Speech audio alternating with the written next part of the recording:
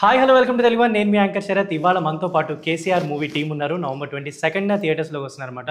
వాళ్ళతో చాలా విషయాలు మాట్లాడి మనం ఇప్పుడు వాళ్ళ మూవీ గురించి అండ్ వాళ్ళ మూవీ డీటెయిల్స్ అన్ని తెలుసుకుందాం. నమస్తే అంజీ గారు. నమస్తే. స్వామి శరణం. అన్న హాయ్. ఎలా ఉన్నారు ముగ్గురు? ఎలా జరుగుతుంది ప్రమోషన్స్? చాలా హెక్టిక్ గా కూర్చొని ఇంటర్వ్యూస్ చెప్పి చాలా టైం అయిపోయినట్టుంది కదా. ఫస్ట్ అంటే మీరు ఏమనుకోనంటే ఒక పాటతో స్టార్ట్ చేద్దాం అనుకుంటున్నా. సూపర్, ఇప్పుడు బాగుంది. అంటే మీరు పాట పాడతారా లేదంటే? వింటాను, ఆయనతో పాటు హమ్ చేస్తాను. ఓకే రైట్, మీ ఇష్టం ఏ పాట అయినా. ఇందులో నేను పాడిందే ఉంది. మీరు ఇప్పుడు ఈయన గోస ఇప్పుడు సినిమా కోసం గోస, ఈ మొత్తం జీవితంలో కష్టపడి ఇక్కడ దాకా రావడానికి గోస, ఈ సినిమా రిలీజ్ చేయడానికి గోస. సరే, అంటే ఇప్పుడు ఎలాగో ఇంత జర్నీ ఉంది కాబట్టి ఆయనకి డెడికేట్ చేసి ఒక 2 లైన్స్ పాడినా నాకు డెడికేట్, ఆ పాటే డెడికేట్ ఆయన. సినిమా ఎలాగో మ్యూజిక్ డెడికేటెడ్ ఆయన కోసం రాసిందే. ఆయన మీ అంటే చాలా మంది మీ పేరు చెప్పగానే చరణ్ అర్జున్ అనగానే చాలా పాటలు గుర్తొస్తాయి, ఎంతో మెమరీస్ ఉన్నాయి మీ పాటలతోటి. సో మీరు ఏదైనా ఒక 2 లైన్స్ పాడితే మనం స్టార్ట్ చేద్దాం. అది వినపడలేదు మళ్ళీ సరే ఇది రిపీట్ చేస్తా. అంటే ఇది ఎందుకన్నా అంటే అంతకుముందు పాటలు మన ఇండస్ట్రీకి వచ్చినప్పుడు ఆ పెద్ద పెద్ద సినిమాల్లో పాటలు రాసి కొన్ని అన్అఫీషియల్గా కంపోజ్ చేసి మన పేరు లేక ఎక్కడైనా పోయినప్పుడు ఆ పాట నేనే రాశాను, ఆ పాట నువ్వు ఇలా చూసేవాళ్ళు. ఇది అబ్బాయి ఎన్నాళ్ళు రా, ఇంకా ఈ నమ్మించాలి జనాలని అని చెప్పి. ఇది నిజం అన్న. అది రా రా రా రా రమ్మంటున్నా రణరంగంలో ఆ పాట నేను నాకు ఇదేమిటమ్మా మాయ అన్నదే అని తెలుసు, కానీ ఇది కూడా అన్నదని తెలిసాక నాకు మధ్యలో ఈ సినిమా ట్రావెల్ మధ్యలో తెలిసింది అది రా రా రా రా రమ్మని మెరుపై సాగరా. అంటే రామ్ చరణ్ గారి రచ్చలో డిల్లకి పాటలు అన్నప్పుడు నేను చెప్పుకోవాల్సి వచ్చేది, అది నాది ఇది నాది అని. సో ఇప్పుడు ఈ మధ్య కాలంలో ఎవరు ఇప్పుడు నువ్వు నాకు ఇంతకుముందు ఎప్పుడు కలవలేదు, బట్ నువ్వేమంటే చరణ్ అర్జున్ అనగానే చాలా పాటలు గుర్తాయి, అందుకని మళ్ళీ రిపీట్ చేయాలి. అందుకే సో చరణ్ అర్జున్ అనగానే మనకి చాలా పాటలు వినిపిస్తాయి. ఇప్పుడు ఆ పాటల్లోంచి ఒక పాట మనకి పాడి వినిపిస్తుంది అనమాట. మనం వేసుకోవాలి. ఈ పాట ఏంటంటే నాట్ ఓన్లీ రాకేష్, అంటే నేను రాకేష్ కోసమే రాసిన, రాకేష్ కోసమే పాడినా, కంపోజ్ చేసినా, కానీ ఇది ఇలా జీవితంలో ఇప్పుడు ఒక పిల్లలు ఉంటారు, ఎగ్జామ్స్ ఏదో ఐఏఎస్కో దేనికో దానికి ప్రిపేర్ అయ్యే వాళ్ళకైనా జీవితంలో ఏమైనా సక్సెస్ అవ్వాలని పోరాడే ప్రతి ఒక్కడికి ఒకసారి పాట వింటే చాలు, వాళ్ళందరి లైఫ్లో ఒక చిన్న టానిక్, ఒక ఎనర్జీ ఇచ్చినట్టే, ఒక మోటివేషన్ క్లాస్కి వెళ్ళినట్టే అందరు. అంటే ఇది నేను దీంట్లో పాటలో ఒక మంచి లైన్ ఉంటుంది, కంగారవ్వకు నువ్వు కింగ్ అవ్వగా ఇది జంగముడు వేసిన దారి. అంటే నీకేదో జరిగిందని కంగారు అయిపోకు, నువ్వు కింగ్ అవ్వడం కోసం ఈ దారి వేసాడు, ఈ దారిలో ఎల్లురబాయ్ అని ఉంటుంది, నీకు అన్ని సక్సెస్లో వస్తాయి. చిన్నపాన నీకెన్ని గోసలు, మన్ను జన్మ నీకెన్ని ఆశలు, తరరరేరా బంబోరే బంబోరే ఇప్పుడే ఆరంభం కాలే ఆ శివుడే కంగారవకు నువ్వు కింగ్ అవ్వగా జంగముడేసిన దారే, చిన్న పాన నీకెన్ని గోసలు, మన్ను జన్మ నీకెన్ని ఆశలు.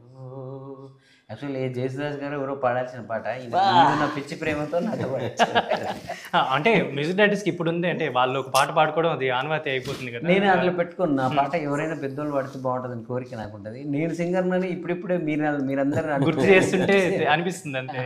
లేదు ఆయన వాయిస్ లో పెయిన్ ఉంటుంది, అంటే ఆయన లైఫ్ జర్నీలో కూడా చాలా పెయిన్స్ ఉంటాయి. అండ్ అంజి గారు, సో ఎలా స్టార్ట్ అయింది అంటే ఈ సినిమాకి మీరు ఎలా ఆన్ బోర్డ్ అయ్యారు ఏంటి? అంటే రాకేష్ గారు మీకు స్టోరీ చెప్పిన తర్వాత మీకేమనిపించింది అంటే ఈ సినిమా నేను చేయడం, నాకు రావడం కూడా శివుడు ఆజ్ఞలాగా ఫీల్ అవుతున్నాను. ఎందుకంటే అండి సినిమా స్టార్టింగ్లో కూడా ఆయన మాలేసుకున్నారు, మళ్ళీ ఇప్పుడు రిలీజ్ టైంకి మళ్ళీ ప్రశాంతంగా. ఈ మధ్యలో చాలా జరిగింది, వైలెన్స్లు సైలెన్స్లు ఇవన్నీ. లక్కీ ఈ సినిమా నేను వర్క్ చేయడం, ఎందుకంటే నేను రావడానికి బిఫోరే కథ అంతా రెడీ చేసి బ్రహ్మాండంగా పెట్టారు. సో ఫస్ట్ కథ విన్నంటనే చాలా ఎమోషనల్గా నేను ఫీల్ అయ్యాను. అంటే ఇలాంటి ఒక సినిమా మనం నో చెప్పకూడదు, మళ్ళీ ఇలాంటిది నో చెప్పాలనుకోండి మళ్ళీ ఇలాంటి సినిమా మళ్ళీ చేయలేను. చాలా సినిమాలు చేస్తాం కమర్షియల్గా, బట్ ఇవన్నీ గుర్తుండిపోయే సినిమాలు. ఎన్నిసార్లు మేము నిన్నటితో అంతా మేము లాక్ చేస్తాం సినిమాని, ఎన్నిసార్లు చూసినా అంటే అది మనం తీసినా కూడా మళ్ళీ నాకే కన్నీళ్ళు వచ్చేస్తూ ఉన్నాయి, అంత ఎమోషనల్గా తను యాక్ట్ చేశారు. తనతో పాటు హీరోయిన్ అనన్య, సత్యకృష్ణ గారి డాటర్, అలాగే ధనరాజ్ గారు కానివ్వండి, మహమ్మద్ గారు కానివ్వండి, లోహిత్ గారు కానివ్వండి, ఇంకా మెయిన్గా మాకు మెయిన్ పిల్లర్ మాకు, ఇంకా వరుణి గారు పెద్ద ఆయన ఆశీస్సుల సినిమా మాకు డే 1 ఫస్ట్ డే ఓపెనింగ్ నుంచి ఆయన మాతో పాటు ఉన్నారు. శివుడు ఉన్నట్టున్నాడు. ప్రతిదీ ఆయనే ఫోన్ చేసి ఏం జరుగుతుంది అని ఎంక్వైరీ చేయడం, ఎప్పుడు నా షూటింగ్ ఎప్పుడు నేను ఎప్పుడు రావాలని అడగడం. సో ఇప్పుడు అంటే మీరు డైరెక్షన్ చేస్తున్నారు కాబట్టి ఆర్టిస్ట్ ప్యాడింగ్ అనేది మీరు ప్రిఫర్ చేశారా, లేదంటే ఫస్ట్ నుంచి మీరు కథ అనుకున్నప్పుడే, కథ రాసుకున్నప్పుడే ఈ క్యారెక్టర్ ఆయన చేయాలి, ఈ క్యారెక్టర్ ఈయన చేయాలని చెప్పేసి ఫిక్స్ అయిపోయాం మేము. ఆ ఫిక్స్ అయిన దాన్ని నేను ఫిక్స్ అవ్వడం కాదు, ఈయన ఫిక్స్ అయితే అంతే. ఈ సినిమా గరుడ వేగం చేయాలంటే ఆయన రావాల్సిందే, దిగ్బంధనం చేస్తారు. డైరెక్టర్ ని బంధించేసిన రాకేష్ అది రాసేస్తారండి. అంటే ఆ క్యారెక్టర్ రాసి పెట్టి ఉంటుంది ఎవరికి వెళ్ళాలన్నది. అలాగే వేరే ఆప్షన్సే పెట్టుకోలేదు ఈ సినిమా కూడా. చరణ్ గారే, ఇంకా వేరే ఆప్షన్ లేదు. ఎప్పుడు కూడా మేము ఎడిటర్ అనుకున్నాం, మేము మన మధు గారు ఒకే ఆప్షన్ అంతే, వేరే ఎవరిని మేము టచ్ చేసింది. చాలా మంది 4-5 ఆప్షన్ పెట్టుకుంటారు కదా, ధనరాజ్ గారు లేకపోతే ఇంకొకళ్ళు, అలా ఏం లేదు. ఈ సినిమాలు ఎవరిని అనుకున్నామో వాళ్ళకే రాసి పెట్టుంది, వాళ్ళకే వచ్చింది ఆ సినిమా. అయితే 22nd మాత్రం ఆ పెయిన్, ఆ ఎమోషన్, అతని జర్నీ అయితే మనం చూడబోతున్నాం అనమాట. అండ్ రాకేష్ గారు, జనరల్గా అంటే మీరు ఏ స్టేజ్ నుంచి వచ్చారో ఎవ్రీవన్ అంటే తెలుగు ఆడియన్స్ అందరికీ తెలుసు, ఎక్కడి నుంచి ఎంత కష్టపడి మీరు స్టేజ్ ప్రోగ్రామ్స్ చేసుకుంటూ ఈ లెవెల్కి వచ్చారు. బట్ ఎవరైనా అంటే ఈ జర్నీలో అంటే సినిమా ఎందుకు, సినిమా అవసరమా, ఇలా చాలా ఈ మధ్య చూస్తున్నా అన్ని మీ గురించే టాపిక్స్ అన్నీ వస్తున్నాయి. సినిమా అవసరమా, ఇప్పుడు సినిమా తీయాలా, ఏంటి అంటే ఎందుకు ఇంత డెసిషన్ తీసుకోవాల్సి వచ్చింది? అంటే సినిమా చేయకూడదని కాదు, సినిమా చేయకూడదని కాదు, సినిమా తీసే కష్టపడుతున్నాడు, ఇప్పుడే వచ్చాడు, డబ్బులు ఎందుకు యుద్ధము పెద్ద పెద్ద వాళ్ళకే సాధ్యమవని పని ఇది. నీకెందుకు ఇవాళ 22 రిలీజ్కి వస్తున్నా, నేనే ఆశ్చర్యపోతున్నాను. అంటే లేదు, సీరియస్లీ చాలా పెద్ద సినిమాలు ఈ మధ్య కాలంలో థియేటర్కి వచ్చి రావడానికి చాలా ప్రయత్నాలు చేస్తున్నాయి. థియేటర్కి వచ్చిన తర్వాత కూడా ఆడియన్సే ఉండట్లే. గో గ్రీన్ ఛాలెంజ్ లాగా అసలు గ్రీన్ గా కనిపిస్తున్నాయి టికెట్స్. నేను కూడా నేను ఏదైనా సినిమా ఒప్పుకుంటే సరే, అది రిజల్ట్లతో సంబంధం లేకుండా థియేటర్కి అయితే వస్తున్నాయి. అంటే ఎందుకో తెలియదు, ఎక్కడో మళ్ళీ రాకేష్ రాగానే ఏడ కష్టపడతాడు అని ఒక భయం ఉంటుంది. మన అనుకున్నప్పుడు ఏదో తెలియకుండా, ఇప్పుడు ఆయనకు ఒక కష్టం వస్తే మనకు వచ్చినట్టే. ఇప్పుడు రేపు ఆయన విజయం సాధిస్తే ఆ విజయం ఒక్కటే మనది కాదు, రేపు ఆయన కష్టం వచ్చినా మనం ఉండాలి. సో అందుకని కొందరు మనుషుల్ని మన అనుకున్నప్పుడు కొంచెం ఎందుకు ఎక్కడో ఒక మనం, నేను కూడా ఒక మ్యూజిక్ డైరెక్టర్, నేను సినిమా వాడిని అనేది పక్కన పడేసి పర్సనలైజ్ అయిపోతాం. ఏంటి అంటే ఏంటి మీ అంటే మీకు చాలా మంది చెప్పుంటారు, నాకు తెలిసి సినిమా స్టార్ట్ అయిన నుంచి ఇప్పటి వరకు ఈ జర్నీలో ఎవరైనా అంటే ఏమైనా క్రిటిసైజ్ చేయడం కానీ, చెప్పడం కానీ? మా జబర్దస్త్ నుంచి ఉన్నాయి, మా కుటుంబంలోనూ ఉన్నాయి. బట్ ఇది చెయ్యాలి అనేది అన్న ఇందాక చెప్పినట్టు శివుడు ఆజ్ఞ అన్నట్టు జంగమ్ముడు వేసిన దారిని ఈయన ఏ ముహూర్తానికి అది రాశాడో, మరి ఏ ముహూర్తానికి పెన్ను పేపర్ పెట్టాడో తెలియదు, కానీ అందులో ప్రతి పదం ఎదిగిన ప్రతివాడి కథ చూడు హేళనతో మొదలవుతాడు అనే పదం ఉంది. అవహేళన లేకపోతే రేపు ఆహ్వానాలు, సన్మాన పత్రాలు రావు. ఎక్కడైతే మనం మాటలు పడ్డామో వాళ్ళ నోటి నుంచి మా ఇంటికి వచ్చి భోంచేసేళ్ళరా అని అడిగే స్థాయికి తెప్పించుకోవాలి. ఎక్కడైతే మనం అవమానపడ్డామో అక్కడే సన్మానాలు చేయించుకోవాలి. మనం అది కేవలం కళాకారుడికి మాత్రమే దక్కుతుందని నేను నమ్ముతాను. వేరే ఇండస్ట్రీలో కోపాలు తాపాలు ఉంటాయి, తొక్కుకోవడాలు, ఇంకోసారి మొహమొహాలు చూసుకో. ఇండస్ట్రీలో అలా ఉండదు. కళాకారుడు అన్నాక సరస్వతీ పుత్రులు మీ అందరం. రేపు మా శత్రువు ఎదురుగా ఉంటే కూడా నవ్వుతూ ఆయన పిలిస్తే భోజనానికి వెళ్ళాలి. ఆయన సన్మానం, మా శత్రువు సన్మానం చేసినా కూడా ఆ సన్మాన పత్రాన్ని తీసుకొని సన్మానాన్ని శాల్వమ్మ మీద వేసుకోవాలి. అంత పెద్ద కళా హృదయం ఉన్నవాడే కళాకారుడు అని నేను భావిస్తాను. ఇప్పుడు ఈ ప్రయాణంలో నేను మిమిక్రీ ఆర్టిస్ట్గా బిజీ ఉన్నాను. నాకు స్టేజ్ షోలు నెలకు కాదన్నా ఒక 10 ఉంటాయి. ఇటు కాదన్నా నేను అబ్రోడ్ షోస్ చేస్తూ ఉంటాను, వెంట్రలోక్విస్ట్ని, ఇన్ని ఉన్నాయి, ఇన్ని ఈవెంట్స్ చేస్తుంటాను. కరెక్ట్ పాయింట్, నాకు సినిమా అవసరమా అన్నప్పుడు ఇంకా నేను ఈ వయసులో చేయకపోతే 45-50లో చేసి అప్పుడు నువ్వు అడగాలి నా పాయింట్, ఈ వయసులో నీకు అవసరమా అని. ఇది మనం ఏది సాధించాలన్నా కూడా సాధించాల్సిన వయసు ఇది. ఎప్పుడు ఓడిపోవాలన్నా కూడా ఓడిపోయే వయసు ఇది. నువ్వు 40లో ఓడిపోతే తట్టుకోలేవు, 55లో ఓడిపోతే అసలు తట్టుకోలేవు, 60లో ఓడిపోయావంటే అది ఓటమి కాదు, ఇంకా సమాధి మాత్రం. నా గెలుపు, నా ఓటమికి ఈ వయసే అది సహకరిస్తుంది తప్ప ఇంకే వయసు సహకరించదు. కొడితే కొండని ఈ వయసులో కొట్టాలి. అయితే నాకు ఒక డౌట్ ఏంటంటే, మీరు అనౌన్స్ చేసినప్పటి నుంచి అంటే చాలా మంది పొలిటీషియన్స్ కూడా ఇన్వైట్ చేశారు, రోజా గారు అందరూ వచ్చారు మూవీ ఓపెనింగ్ కి. ఫస్ట్ మీరు అనుకున్న స్టోరీకి ఇప్పటికీ చేంజెస్ జరిగాయి? ఏం జరగలేదు. లైక్ మేము అప్పుడు విన్నది ఏంటంటే ఒక కేసీఆర్ గారు బయోపిక్ తీస్తున్నారు పాయింట్ నేను విన్నది. జనాల ఆడియన్స్ కూడా అనుకుంది ఏంటంటే కేసీఆర్ అనే టైటిల్ అనౌన్స్ చేసిన తర్వాత ఆయన బయోపిక్ తీస్తున్నారని. నేను ఇంత జెన్యున్గా ఉన్నాను, నేను ఎక్కడ ఏం మ్యానిపులేట్ చేయలేదు కాబట్టి ఆ శివుడికి తెలుసు కాబట్టి ఈ ముగ్గురితో పాటు మీ ముందు ఇలా దైవసాక్షి చెప్తున్నా ఇలా కూర్చున్నాను. సినిమాని నమ్మాను తప్ప ఏ మ్యానిపులేషన్స్ చేయలేదు. నా ఆఫీస్ ఇలా ఉంటుంది, నేను ఇలా చేయబోతున్నా, రేపు ఇంకో రకంగా ఉంటుంది, రేపు బంబోలేనా అది మొత్తం మ్యాజిక్ ఓం బూమ్ ఏమంటారు జంతర్ మంతర్ వచ్చేసింది తీసేసాం వేసేసాం అని ఎక్కడా జరగలేదు. నేను మొదటి విభూతి ఎంటర్టైన్మెంట్స్ పెట్టాను, చివరి మిగిలేదు విభూతి అన్నారు. ఎస్, నాకు మిగిలేది విభూతి. విభూతి అంటే ఏంటో తెలుసా? భరణి గారు చెప్పారు, ఐశ్వర్యం. ఐశ్వర్యమే మిగులుతుంది నాకు. అది తెలుసుకోలేని చిన్న చిన్న వాళ్ళు ఉంటారు కదా, వాళ్ళకి మనం నేర్పాల్సిన అవసరం లేదు, చెప్పాల్సిన అంతరకన్నా ఆయన బలంగా నేనే కథ అయితే ఆయనకి చెప్పాను, ఆ కథను అద్భుతంగా తీశారు. నేనే కథనైతే అసలు అందరికన్నా ముందు అన్నకే కథ చెప్పింది. నేను అన్న థియేటర్లో కూర్చున్నాము, కథ చెప్పాము, కథ విన్నాము. అప్పటికి డైరెక్టర్ గారు రాలేదు. ధనరాజ్ గారి దగ్గరికి వెళ్ళి ఇలాంటి కథకు మాత్రం అంజన్నే పర్ఫెక్ట్ అంటే అప్పటికప్పుడు ఆయన వేరే షూటింగ్లో ఉంటే ధనరాజ్ గారు చెప్పారని వచ్చారు ఆయన చెన్నై నుంచి. ఆయన ఒప్పుకుంటారో లేదా అని కొంచెం భయం. ఆల్రెడీ అన్నయ్య ఒప్పేసుకున్నారు.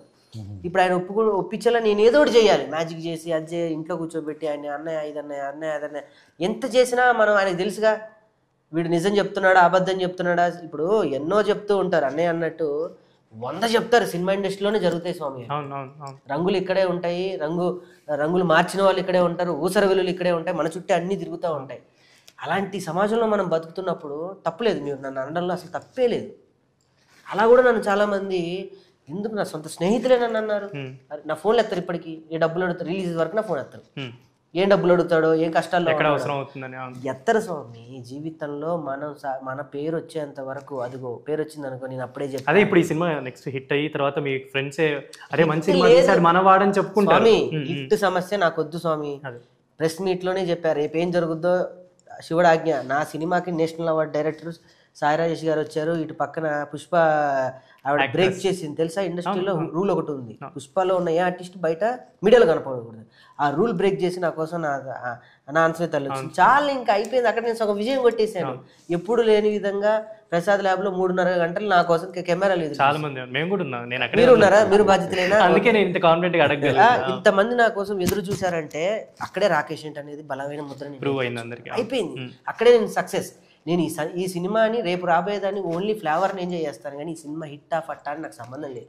నేను రేపు థియేటర్ల దగ్గరికి ప్రపంచవ్యాప్తంగా ఆస్ట్రేలియాలో, అమెరికాలో, ఇటు 2 రాష్ట్రాలలో, కర్ణాటకలో 40 థియేటర్లు, కర్ణాటకలో డిస్ట్రిబ్యూటర్ ఒరిస్సా, ఓన్లీ ఇన్ని దగ్గర నేను వేయగలుగుతున్నా నా సినిమా అని అంటే అది ఎంత అదృష్టం. అంతే, నిజంగా శివయ్య మీకు హెల్ప్ చేస్తున్నాడు. ఎంత అదృష్టం కదండి. అంటే మేము కథను నమ్ముకున్నాము, ఏం కథ అనుకున్నాము అదే తీసాము. కాకపోతే మీరు అన్నట్టు కేసీఆర్ అని టైటిల్ పెట్టడం వల్ల బయటకి ఏంటంటే బయోపిక్ పొలిటికల్ సినిమా అనుకున్నారు, కానీ మేము మొన్న ట్రైలర్ చేసిన దాంట్లో క్లారిటీగా అర్థమైపోయింది. కేసీఆర్ అంటే మొదట్లో కేశవచంద్ర రమావతి, ఇప్పుడు అదే. ఆ కేశవచంద్ర రమావతి అనే పేరుని షార్ట్ కట్ లో కేసీఆర్, అప్పుడు కూడా అదే. కాకపోతే ఏంటంటే ఇప్పుడున్న సినారియోలో అది మళ్ళీ రాంగ్. అది నేనే చెప్పాను మనోడికి, మళ్ళీ అందరు కేసీఆర్ గురించి ఏదో సినిమా అనుకుంటారు రాకి, మన సినిమాలో కేసీఆర్ గురించి ఏం చెప్పలేదు కదా, కేశవచంద్ర రమావత్ జర్నీ ఇది కదా, సో అదే హైలైట్ చేస్తే బెటర్ ఏమో అని చెప్తే జస్ట్ ఏదో మా సలహా మేరకు అయినా దాన్ని హైలైట్ చేశారు. బట్ మొదటి నుంచి కేసీఆర్ అంటే కేశవచంద్ర రమావతి, ఆ కేసీఆర్ గారిని కలవాలనే అది ఆ సినిమాలో ఉండే ఒక చిన్న కాన్ఫ్లిక్ట్ అంతే తప్ప ఇక్కడ ఈ కేశవచంద్ర రమావత్ జర్నీనే మనం చూస్తాం. అది ఎక్కడ మార్చేంత అది ఆ మైండ్ కూడా మనం. నేనేం పేపర్ మీద పెట్టాను. నేను అన్నది ఏంటంటే ఒకటే బ్రదర్, ఒక సినిమా తీయడానికి ఆయన సచ్చి పుట్టాడు. మళ్ళీ అదే అడగబోతుంది మీరు అన్నట్టు దాన్ని మార్చి చేంజ్ చేసి నేనేమడుగుదాం అంటున్నానంటే, జనరల్ ఇప్పుడు చాలా మంది పెద్ద ప్రొడ్యూసర్స్ కానీ డిస్ట్రిబ్యూటర్స్ కానీ వాళ్ళకు కూడా సినిమాలు తీసేటప్పుడు చాలా ఒక కష్టమైన పని. అంటే టైంకి డబ్బులు అందకపోవడం, ఫైనాన్షియల్స్ కానీ చాలా ప్రాబ్లమ్స్ ఉంటాయి. అండర్కంట్గా మనకి ఎవరికి కనపడవు. ఒక ఈవెంట్ చేయాలన్నా ఏదైనా అండర్కరెంట్గా చాలా ఉంటాయి. మీరు అంటే ఈ సినిమా కోసం చాలా అంటే అమ్మారని బయట కూడా చాలా ఉన్నాయి. ఇప్పుడు ఎందుకంటే ఇంత లైఫ్ లో ఇంత హార్డ్ డిసిషన్స్ కానీ మ్యారేజ్ ఏదైనా కానీ నాకు ఏజ్ ఉందన్న. ఇప్పుడు ఇది కాకపోతే నేను నెక్స్ట్ ఇంకా రానున్న 10 సంవత్సరాల్లో నేను ఏదో ఒకటి సంపాదిస్తాను. నేను ఎక్కడ ఉంటాను, మీరు ఎక్కడ ఉంటారో, మనం ఎక్కడ ఉంటానో తెలియదు. ఈ మధ్యలో కరోనా లాంటిది ఒకటి వచ్చిందంటే, దెబ్బేసిందంటే ప్రపంచం మునిగిపోద్ది. మీకు తెలుసా? ఏది చేసినా ఈ రాత్రి చేయాలి, ఏది ఎంతకైనా తెగించేయాలి జీవితంలో. నేను చేస్తుంది గ్యాంబ్లింగ్ కాదు, నేను చేస్తుంది ఎవరినో మోసం చేసి ఎవరినో మభ్యపెట్టి కాదు. నా జీవితానికి నన్ను నమ్ముకోకపోతే నన్ను నమ్మడానికి ఇంకొకరు రేపు ఎవరు వస్తారు? I'm a answer. నా జీవితానికి నేను ఎందుకు చాలా దాంట్లో కూడా చెప్పాను. నా ప్రేమిదకు నేను నూనె పోసుకొని ఒత్తినే నేను వెలిగించుకున్నా. నేను వెలిగితే 10 మందికి ఎగ్జాక్ట్లీ. నేను ఆరిపోయానా, అది ఎవ్వరి తప్పు ఉండదు, నా వరకు మాత్రమే నేను ఉంటాను. ఎవరి రూపాయి నేను తీసుకోలేదు, ఎవరి రూపాయి నేను తినలేదు. నా రూపాయి నేను, నా ప్రతి రూపాయికి నేను ఆన్సర్ ఇవ్వాలి. అందుకే ఒళ్ళు జాగ్రత్త పెట్టుకొని, లేకపోతే ఒకప్పుడు ఈ పోస్టర్ అన్న ఎంత బాధగా చెప్తున్నానంటే, ఈ పోస్టర్కి ఓన్లీ అలా ఉండేది, రంగేం లేదు. ఇప్పుడు చూడు పోస్టర్కి వరల్డ్ వైడ్ 22 నవంబర్ అని వచ్చింది. అక్కడ డిస్ట్రిబ్యూటర్ బై దీపా ఆర్ట్స్ వచ్చింది. అది అంటే మొదటి నుంచి ఉంది. మా అన్న వంశీ శేఖర్స్ గారు, వాళ్ళ పేరు వేసుకోవాలంటే ఇండస్ట్రీలో ఎంత ఉండాలో మీకు తెలుసా? అదే సారథి వాళ్ళది వేసా, యువి మీడియా, తర్వాత హ్యాష్ మీడియా. కన్నుల పండగ నిండిపోయింది. నెక్స్ట్ సినిమాకి మొత్తం నింపేస్తా, అంతే. సగం నింపుతా. పోస్టర్ కూడా లేదు, బాలీవుడ్ నుంచి హాలీవుడ్ వరకు అన్ని నింపుతారు. అయితే పర్టికులర్గా అంటే ఈ స్టోరీ పిక్ చేయడానికి లైక్ అంటే వాళ్ళ ఎవ్రీథింగ్ చూపించారు మీరు. అంటే కేశవ చంద్ర రామావత్ అంటే మీరు ఈవెంట్లో మెన్షన్ చేసినట్టారు, వాళ్ళకి సంబంధించిన చాలా తెలుసుకొని మీరు చేయాలి. సో అలా మీరు అంటే స్క్రిప్ట్ పరంగా చాలా నాకున్న ఫ్రెండ్స్ ఉన్నారు. దాని తర్వాత నా సుజాత గారికి తెలిసిన ఫ్రెండ్ ఉన్నారు. నా పక్కనే నిత్యం తిరిగేటువంటి నా తమ్ముడైన గణేష్ కూడా, మాలోతు గణేష్, తను కూడా ఈ భాషకు సంబంధించిన వ్యక్తి. అన్ని వివరాలు కనుక్కొని కాశల శ్యామ్ గారు యాడి యాడి దూతావారే అని ఒక పాట రాశాడు, అది లంబాడి వాళ్ళది. అందులో పూర్తిగా లోపల డెప్త్కి వెళ్ళి రాసిన పాట. నానాల దగ్గర నుంచి వాళ్ళ బాడీ, ఎందుకంటే ఆయన తిరిగాడు తండాల్లో తిరిగి, ఆయన అందరితో కలిసి ఉన్నాడు కాబట్టి ఆ జీవన విధానాన్ని కరెక్ట్గా రాశాడు. కల్ట్ పట్టారు ఆయన. ఈయన ఇచ్చినటువంటి ట్యూన్కి ఆయన అంటాడు, ఈ ట్యూన్ అద్భుతంగా ఉంది, రేపు పడితే బొమ్మ పడాలి, అద్భుతంగా ఉండాలి.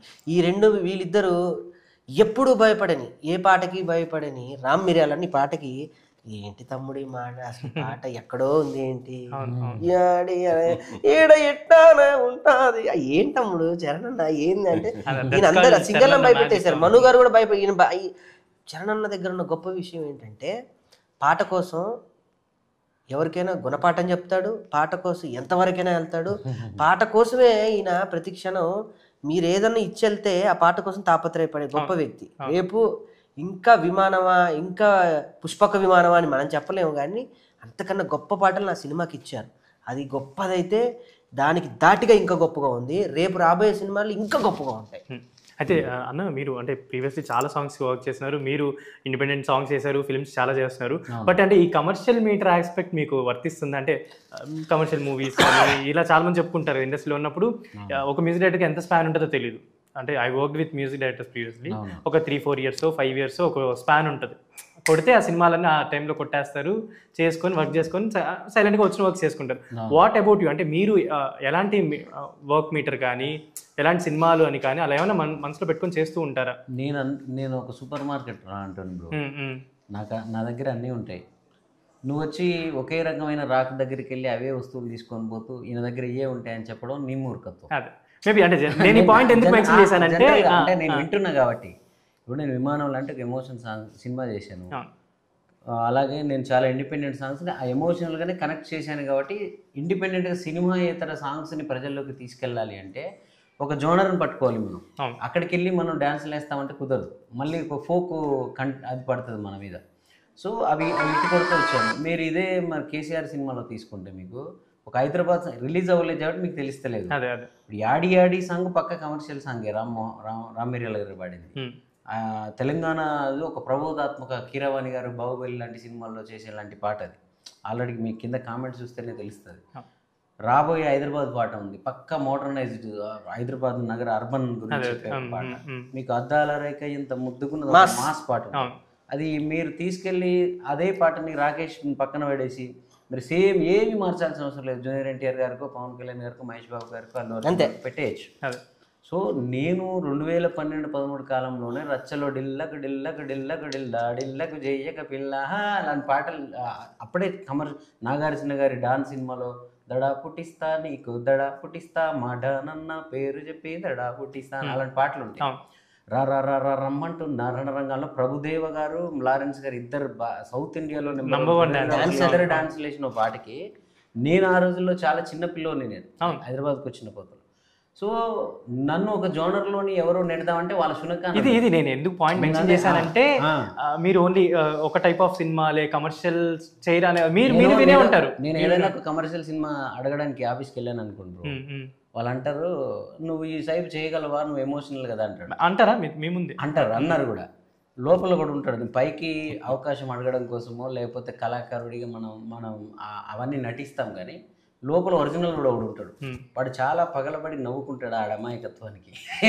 చాలా చేశాను రా. అది కాదు, నా ఇండిపెండెంట్ సాంగ్స్ చూసుకున్నా కూడా నేనున్న గర్భంలోనే ఏడాది నువ్వున్నావు తమ్ముడా, అది ఒక ఎమోషనల్ సాంగే. కానీ అది పక్కా ఒక బాలకృష్ణ గారిని చిరంజీవి గారిని అన్నదమ్ములుగా పెట్టి ఓ థియేటర్లో కూడా ఆ స్పాన్ ఉన్న సాంగ్ అది. ఎక్కడ అందులో కమర్షియాలిటీ తగ్గదు. నువ్వు రాయి నేను శిల్పి అనే ఒక చిన్న సాఫ్ట్ కల్ట్ సాంగ్ని కూడా నీకు వెనక వెస్ట్రన్ బీటేస్ చేసిన నేను. సో అలాగా మంగ్లీతో నేను మైక్ టీవీలో కానీ నా ఛానల్లో కానీ అద్భుతమైన డాన్స్ పాటలు, సమ్మక్క సారక్కని కనకవ లాంటి ఒక కల్ట్ సింగర్ తీసుకొచ్చి ఇవన్నీ పోనీయండి. 3 రంగుల జెండా అనే పాటకు సాక్షాత్తు ఢిల్లీ నుంచి వచ్చి ప్రియాంక గాంధీ రాహుల్ గాంధీ డాన్స్లు వేసినారు. ఏది మొత్తం రాష్ట్ర వ్యాప్తంగా జనమంతా.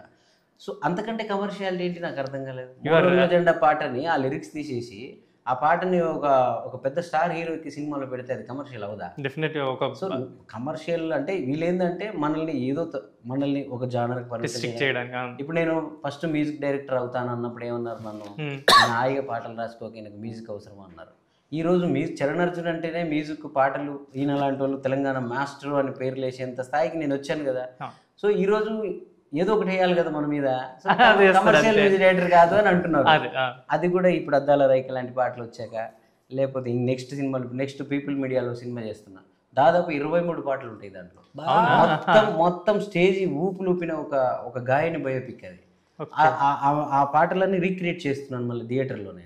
ఆ సినిమా వచ్చిన తర్వాత అర్థమవుతుంది. నేను ఎవరికైనా ఏంటంటే నాలో ఉన్న మైనస్ ఏంటంటే, నేను ఇది అని ఒక సేల్స్ మేనేజర్ జల్సా సినిమాలో ఆ కమలిని ముఖర్జీ ఇలియానాకు ఒక మాట చెప్తుంది. ఏంటంటే వీడేంటి అని కంప్లైంట్ ఇస్తామంటే, నన్ను ప్రేమించు నాతో లైఫ్ బాగుంటుంది అని చెప్పడానికి వాడు సేల్స్ మేనేజరా కాదు, వాడు మంచి ప్రేమికుడు అంటది. నేను మంచి సంగీత దర్శకుని, నా మ్యూజిక్ బాగుంటుంది, నేను పగల కొడతా, నేను ఇరగొడతా, నేను ఇట్లా అని మాటలు చెప్పడం రాదు నాకు వచ్చిన సినిమాలతోనే నేను ప్రపంచానికి చాటాలి. అది విమానమా, కేశవచంద్ర రమావత, లగ్గమా, ఇంకే సినిమా, ఆ సినిమాలే నేనేంటో ప్రజలకు తెలియజేస్తాను. నా ఇండిపెండెంట్ సాంగ్స్ అంతే.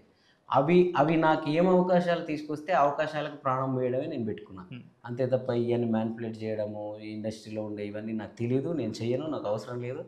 నిజమైన ప్రతిభావంతుడు ఎవడున్నాడో, నిజంగా టాలెంట్ ఎవరున్నారో వాళ్ళకి అవకాశాలు అవే వస్తాయని ఆటోమేటిక్గా మన డోర్ తడతాయి. నా ప్రజలు ఉన్నారు నాకు. ఇప్పుడు నేను ఈ అర్ధరాత్రి వెళ్ళి నాకు అవకాశాలు లేవు, నేను మర్చిపోతున్నారు ప్రజలు అనుకుంటే, నా జిఎంసీ టెలివిజన్లో నేను ఒక పాట కొట్టేస్తే నాకు నెల రోజుల్లో 1 కోటి మంది చూసేస్తారు. నాకు చూసేస్తాను. లాస్ట్ లెగరా సంబయ్య అని శివరాత్రికి చేసిన పాట 1 కోటి మంది అయిపోయింది. నేను సినిమాలో చేసిన పాటలకి చేస్తారో చేయరో ఇలా ఇంటర్వ్యూలు ఇచ్చి జనంలోకి తీసుకుపోవాలేమో, కానీ నా ఛానల్లో నాకంటూ ఒక ఆడియన్స్ ఉన్నారు. సో వాళ్ళే ఈరోజు నన్ను ఇక్కడ నిలబెట్టిన వాళ్ళు. కాబట్టి మాలో కూడా ఉంటారు. ఎక్కడైనా సినిమా ఇండస్ట్రీలో ఉన్న పెద్దలు, ఇక్కడ ఉన్న ఇండస్ట్రీ సర్కిల్ వీళ్ళంతా మనల్ని లేపి ఇలా చూపిస్తే ప్రజలను మనకు చేయకొడతారు. నాకు ప్రజలు లేపి ఇలా చూపించారు నన్ను. కాబట్టి తప్పకుండా ఈ కేశవచంద్ర రామారావు తర్వాత ఇంకొచ్చే సినిమాల తర్వాత అందరికీ అర్థమవుతుంది ఆ కమర్షియల్ ఏంటి అనేది. నాలో ఉన్న కమర్షియాలిటీ ఏంటని నేను ఒక చిన్న పల్లెటూర్ల నుంచి సినిమా పెద్ద చిరంజీవి గారు అభిమానులు, పవన్ కళ్యాణ్ గారు అభిమానులు విజిల్ చేసి థియేటర్లో సినిమాలు చూసి వచ్చిన వాళ్ళం కదా. మనమే శంకరాభరణం పాటలు చేస్తావా మనకు వచ్చిందే మాస్. మనం చేసి నేను అది ఎందుకు మెన్షన్ చేశాను మీకు అర్థమైంది. నేను ఎందుకు వివరణ కూడా ఇచ్చానంటే చాలా మంది మిస్గైడ్ అవుతున్నారు. కానీ నేను ఈయన కథే చెప్తున్నా, అద్దాల రేఖ తొందర రిలీజ్ చేద్దాం 22 లోపు వేసేసేయండి. అండ్ ఫైనల్ అంటే ఆడియన్స్కి ఏం చెప్దాం అనుకుంటారు? లైక్ మూవీ అంటే మీరు ఒక అనుకోని థాట్ తీసుకొని ముందుకెళ్తున్నారు, ఈ సినిమా రిలీజ్ చేస్తున్నారు 22nd.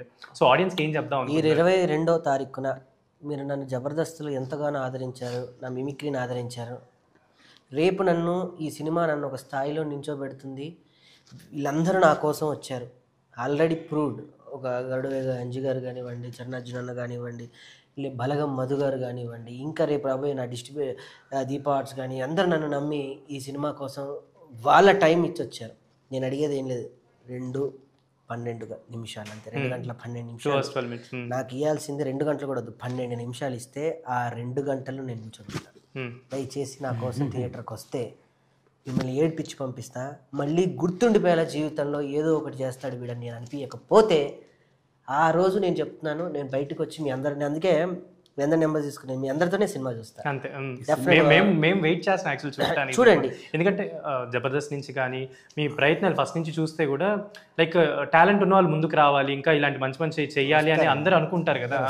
మా జబర్దస్త్లో ఒక్కొక్కరు రైటర్లు, ఒక్కొక్కరు డైరెక్టర్లు, ఒక్కొక్కరు సైన్యం.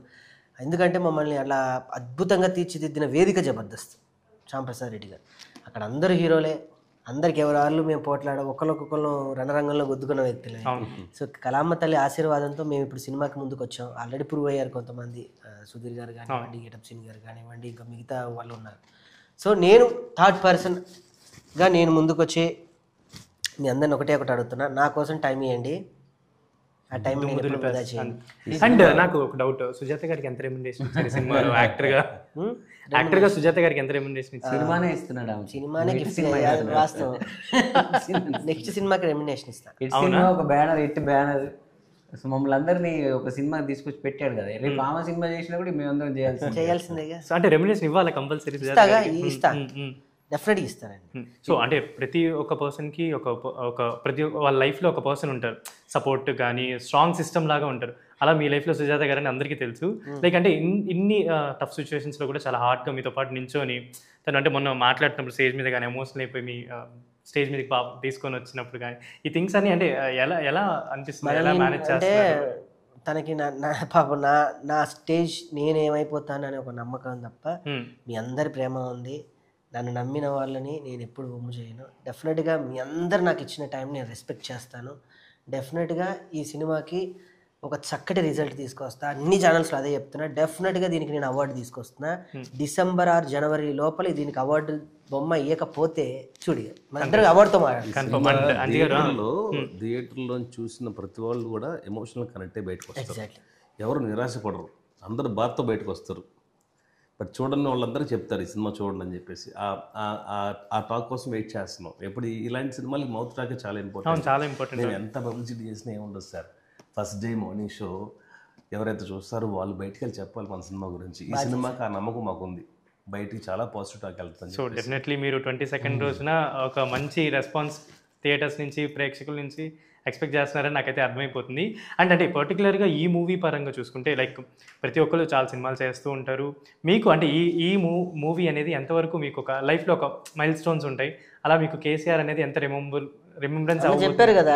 ఆయన చెప్పే టాప్ 10లో 4 పాటలు ఉంటాయి. అది వేరే ఇంటర్వ్యూలో ఇది నా ఇంటర్వ్యూలో చెప్పండి. ఇదేమంటే బ్యాక్గ్రౌండ్ స్కోర్ని నేను ఒక మ్యూజికల్ నేరేషన్ లాగా చేయాలని కోరుకుంటా ఇప్పుడు సినిమాలకి. అలాగే అన్ని సినిమాలకి కుదరదు. కొన్ని సినిమాలకి ఏంటంటే ఒక మాస్ కమర్షియల్ క్యారెక్టర్స్ పరిచయం అయిపోతాయి, ఒక్కో క్యారెక్టర్ ఆప్షన్స్కి వెళ్ళిపోవాలి, నెక్స్ట్ హీరో ఎలివేషన్స్ ఉంటాయి, ఇంకా ఎమోషన్ వెళ్ళిపోతాం. ఇప్పుడు నాకు విమానం సినిమాలో అలాంటి అవకాశం దొరికింది. అంటే చిన్న చిన్న బిట్ సాంగ్లు వేస్తూ ఆ కథను మ్యూజిక్తో నడిపించడం. మళ్ళీ నాకు తర్వాత కేశవచంద్ర రమావతిలోనే దొరికింది అది. అంటే ఆ క్యారెక్టర్ని డ్రైవ్ చేస్తున్న క్రమంలో అక్కడక్కడ నాకు కొన్ని అంజిగారు కొన్ని ఇచ్చిన గ్యాప్స్ ఉంటాయి కదా. నేను ఏదో ఇన్స్ట్రుమెంటేషన్తో కొట్టి అలా కాకుండా అక్కడ ఒక కథని నా మ్యూజిక్తో చెప్పడం, చిన్న చిన్న లైన్స్ వేసుకోవాలి.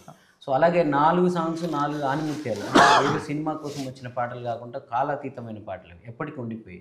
ఎప్పుడైనా నేను ఏదో ఎవరిని డెమో పంపించరా, నీకు ఒక 5 ఏళ్ల తర్వాత నన్ను ఎవరిని అడిగినా ఒక 10 పాటలు పంపించిన నీలో బెస్ట్ సాంగ్స్ అంటే ఈ సాంగ్స్ మాత్రం ఉన్న 4 పాటలు ఎప్పుడు ఉంటాయి. అంటే మిగతా హార్ మారొచ్చు అంతే, కానీ 4 ప్రతి ఆల్బంలో ఎప్పటికీ. అంటే ఒక హైదరాబాద్ నేపథ్యంలో చెప్పే ఒక సాంగ్, హైదరాబాద్ గురించి నాకు తెలిసి ఇంకేం నాకు ఒక కోరిక ఉంటుంది బ్రదర్. ఎప్పుడు ఏమంటే ఏ సందర్భం గురించి పాట చేసినా మన పాట దాంట్లో ఉండాలి. అంటే ఆ టాప్ 5 అని తీసుకుంటే ఆ సిచ్యుయేషన్ల గురించి అది 1, 2, 3, 4, 5 నాకు తెలియదు, 5లో మాత్రం ఉండాలి. అంటే ఇప్పుడు మీరు చూడండి 20 ఏళ్ల క్రితం ఎప్పుడు నేను చాలా చిన్నగా ఉన్నప్పుడు ఇండస్ట్రీకి వచ్చి టీనేజ్లో మెరుపై సాగర ఆ గెలుపే, ఆ రోజు నేను ఏమనుకున్నాను, ఇన్స్పిరేషన్ గురించి పాటలు ఎప్పుడు చెప్పినా ఈ పాట అందులో ఉండాల్సిందే. అదే ఎవడు ఎక్కడ డ్యాన్స్ చేసినా రారా రమ్మంటున్నా ఉండాల్సిందే. ఆ రోజు అనుకునే చేసిన నేను. సో అలాగే ఈరోజు కేశవచంద్ర రమావతిలో చేసిన ప్రతి పాట కూడా హైదరాబాద్ గురించి ఎవరు పాటలు చేసినా ఇంక 20 ఏళ్ల తర్వాత ఈ సినిమాలో ఉన్న పాటని ఆడ ముందు వెనుకో రిఫరెన్స్కో దేనికో దానికి పెట్టుకోవాల్సింది.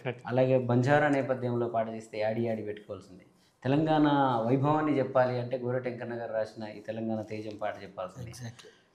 ఒక మనిషి లో అయినప్పుడు అంటే ఎవరో ఒక డైరెక్టర్ ఇంకా 10 ఏళ్ల తర్వాత నా లాంటి ఇంకొకడు మ్యూజిక్ డైరెక్టర్ వస్తాడు, ఆ డైరెక్టర్ అంజి గారు లాంటి ఇంకొక అంజి గారు అసిస్టెంట్ ఎవరో ఒక డైరెక్టర్ అవుతారు, అరే ఈ సందర్భం గురించి పాట చేయరాగో అలాంటి పాట కావాలి చంద్రరామలో అది ఉంది కదా ఉదాహరణకు అదే ఇది నేను ప్రతి దానికి అనుకుంటాను, ఇండిపెండెంట్ అయినా సినిమా అయినా ఇలాంటి సినిమాకి ఒకటి దొరుకుతుంది మనకి ఏ సినిమాలోనే.